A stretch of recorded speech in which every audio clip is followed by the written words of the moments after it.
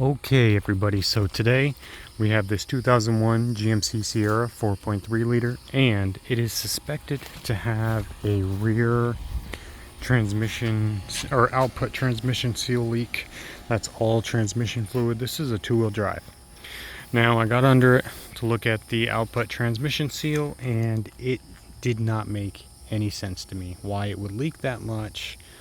It didn't even look like it was leaking around the seal. It looked like it was leaking directly through the U-joint. So I had to do some digging. I had to do some research because I don't want to just throw parts at stuff, because that just makes you look bad if the issue isn't fixed in the end, and I don't want that.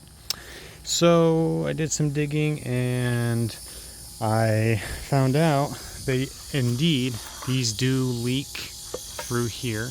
Now let me show you something. Now I tried to do it with this on the car or on the truck, and it just didn't work. So as you can see, I got it on ramps, I got it all blocked off, and let me show you something. So you see that little bit of sunlight right there? Look at that. I'll move it and get it back into position. And where's she at? Come on now. There it is. So you see a little sunlight hole?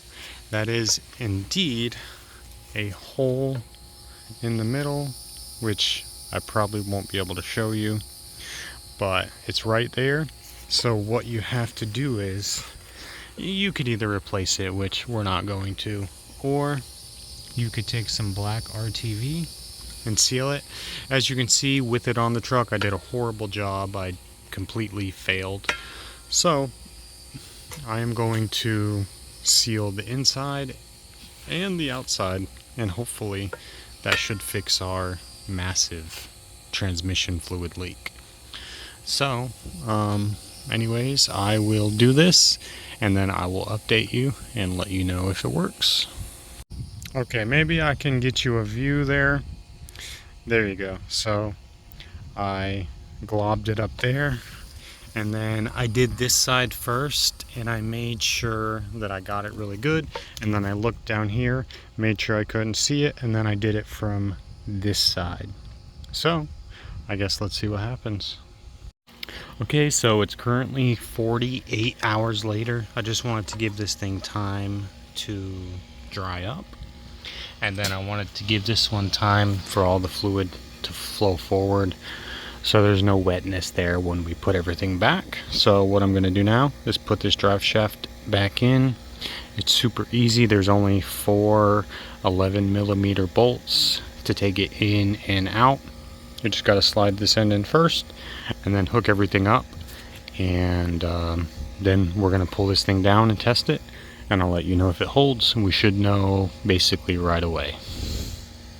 Okay, so I got everything lined up, and as you can see, I got that in there.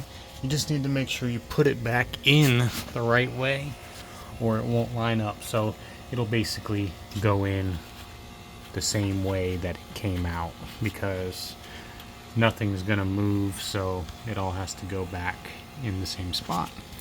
And these are the straps here. Those are 11s, so just make sure to get them nice and tight. Alright guys, so it's only been maybe 15 or 20 minutes so far, but I did park it on an incline to test it.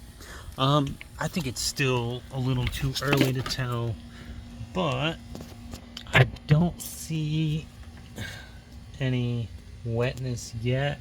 So I mean, that's a good sign, but I don't want to jump to any conclusions. So I'll still be here for a while because I'm repairing another car. So we will check back in an hour, and then we'll also drive it, and then we'll also have to put more fluid in it too. So it seems to be fine. I don't see any leaks or drips. So I guess for now, mission is complete. Alright guys, thanks for watching. Let me know if you liked the video. Appreciate it.